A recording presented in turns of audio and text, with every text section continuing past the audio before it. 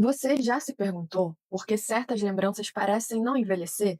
Basta um cheiro, uma música, um tom de voz e o corpo inteiro reage como se o tempo tivesse voltado. Coração dispara, músculos se contraem e por alguns segundos é como se nada tivesse mudado. Mesmo depois de anos, a memória volta viva e com ela o mesmo medo, a mesma tensão. Isso acontece porque o trauma não vive apenas na mente, né? Ele vive no nosso corpo. Ele é uma memória que o cérebro não conseguiu arquivar. Fica suspenso no tempo como uma página inacabada. Quando uma experiência é forte demais, o cérebro faz o que precisa para garantir a sobrevivência. Desliga partes de si mesmo. A amígdala cerebral, que é responsável por identificar ameaças, assume o controle.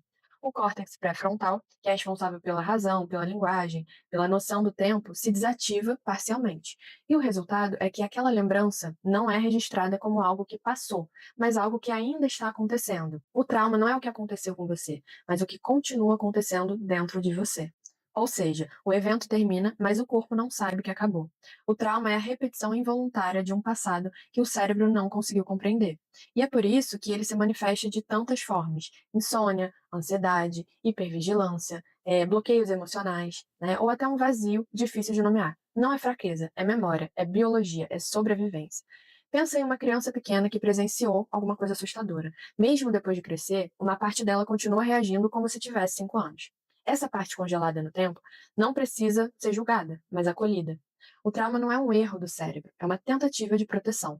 Mas o problema é que quando o perigo passa, essa proteção continua ativa, mesmo sem necessidade. E aí o corpo vive em alerta constantemente. Mas o mesmo cérebro que registrou o trauma também é capaz de curá-lo. E essa é talvez a parte mais bonita da nossa história. A neurociência moderna mostra que o cérebro é plástico. Então ele muda com o tempo, com a experiência e com o modo como a gente vive as emoções. Isso significa que a forma como você se relaciona com a sua dor pode literalmente mudar o seu cérebro. O neurocientista Andrew Huberman, da Universidade de Stanford, explica que o cérebro se remodela conforme o que a gente pratica sentir e pensar todos os dias. Se você pratica o medo, o cérebro se torna eficiente em ter medo. Mas se você pratica calma, compaixão e atenção, as áreas ligadas à tranquilidade e à presença se fortalecem. É como se cada emoção fosse um treino. E o cérebro, como um músculo, cresce na direção daquilo que a gente repete. Imagina o cérebro como uma grande floresta. O trauma abre um caminho direto, que passa a ser percorrido tantas vezes que se torna automático. A cada gatilho é por ele que o cérebro corre, mas a cura começa quando você decide abrir novas trilhas, caminhos de calma, reflexão, consciência. No início, esses novos caminhos são difíceis. Você se perde, volta ao velho percurso, sente vontade de desistir.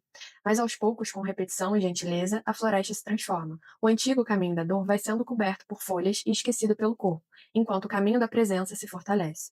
Esse processo é o que a gente chama de neuroplasticidade. É a capacidade do cérebro de mudar de forma reconectando-se a partir da experiência. Cada nova escolha, nova emoção, nova percepção cria aí uma mudança, uma nova sinapse. Milhares delas, repetidas ao longo dos dias, formam uma nova maneira de existir, e é assim que o cérebro silenciosamente aprende a descansar. A psiquiatra Ruth Lenius, da Universidade de Ontário, descreve o trauma como uma desconexão entre o cérebro que sente e o cérebro que pensa. Durante o trauma, a emoção e a razão se separam. O corpo sente demais, a mente entende de menos. A cura é o reencontro desses dois mundos. É quando o pensamento e o sentimento voltam a se reconhecer como velhos amigos, né, que haviam se perdido. E isso não é apenas uma teoria científica, é uma experiência espiritual. Porque quando o cérebro se reintegra, algo dentro de nós também se reintegra. O corpo deixa de ser um campo de batalha e se torna novamente um lar.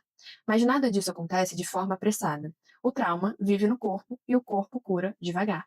O sistema nervoso precisa de tempo, repetição e segurança para acreditar que é possível relaxar. Por isso, práticas como respiração consciente, meditação, terapia corporal, junguiana, presença relacional são tão importantes. Elas ensinam o corpo a confiar novamente.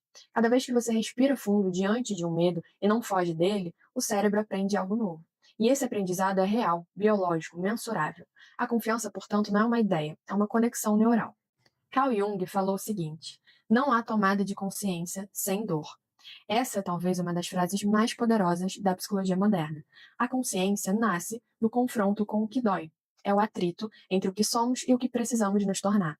A dor é o que rasga a superfície e permite que a luz entre. Não por acaso, o Jung associava o sofrimento ao processo de individuação, ao despertar do ser. Na biologia, essa mesma lógica se repete. As células se regeneram quando sofrem pequenos danos. Os músculos crescem após a ruptura das fibras. O cérebro se fortalece quando é desafiado a reaprender. A natureza inteira parece dizer o mesmo. Sem dor não há crescimento.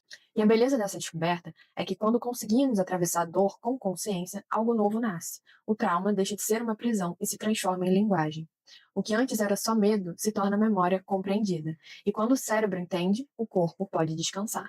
Curar-se, portanto, não é esquecer, é integrar. É permitir que o passado volte, mas de um jeito novo, mais leve, mais lúcido.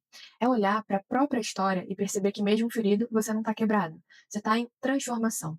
O trauma deixa de ser uma marca de fraqueza e passa a ser uma marca de sobrevivência. É um testemunho de que você passou pela dor e que, de algum modo, você permaneceu inteiro. O cérebro humano é uma obra de arte viva. Então, quando ele guarda o medo, ele também guarda a esperança, né? Ele é um arquivo da dor e, ao mesmo tempo, um instrumento da cura. Cada emoção acolhida, cada lágrima, cada silêncio respeitado, uma nova rede de neurônios se formando. E a cada nova conexão, o corpo aprende a confiar, o coração aprende a se abrir e a mente aprende a descansar. Talvez curar-se seja exatamente isso, voltar a morar dentro de si mesmo, sentir sem desabar, lembrar sem reviver, estar inteiro mesmo diante do que partiu. É quando o cérebro, o corpo e a alma voltam a andar juntos. É quando a vida, que antes parecia suspensa, começa a fluir de novo. Tem uma coisa que eu vejo sempre nos atendimentos e que muita gente nem imagina. Às vezes o trauma não é esse monstro enorme que todo mundo pensa, né? Ele é mais como uma parte sua que ficou assustada lá atrás e ainda tenta te manter em segurança, mesmo quando o perigo já passou. Sabe quando aparece um gatilho e o corpo reage do nada? Não é frescura, não é exagero. É o seu corpo repetindo o movimento antigo que um dia fez você sobreviver. Só que aqui vem a parte boa. Do mesmo jeito que essas reações surgem, o corpo também tenta, aos poucos, aprender novos caminhos. Então, cada vez que você respira fundo, se acolhe, né, se diz internamente, eu estou aqui agora, algo dentro de você se organiza. A cura começa assim, devagar, real, possível. E aquilo que antes parecia impossível de lidar, vira algo que você reconhece, abraça e transforma. Se isso tocou você de algum jeito, comenta aqui para eu saber que fez sentido. O trauma não é o fim da história, ele é o início da consciência. É o convite da vida para que você volte e resgate aí as partes de si que ficaram presas. É um momento em que o cérebro entende que o perigo acabou, mas a sabedoria ficou. E quando isso acontece, algo muda profundamente. A mente se reorganiza, o corpo se aquieta e a alma consegue respirar.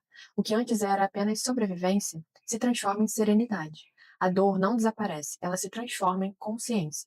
E essa é a verdadeira cura, quando o sofrimento deixa de ser um peso e se torna um professor. Se algo dentro de você se acalmou ou fez sentido, inscreva-se no canal. Deixe aí um comentário dizendo qual parte mais tocou você. Sua voz pode ser o espelho que alguém precisa para se enxergar. E compartilhe esse vídeo com quem ainda luta com feridas invisíveis.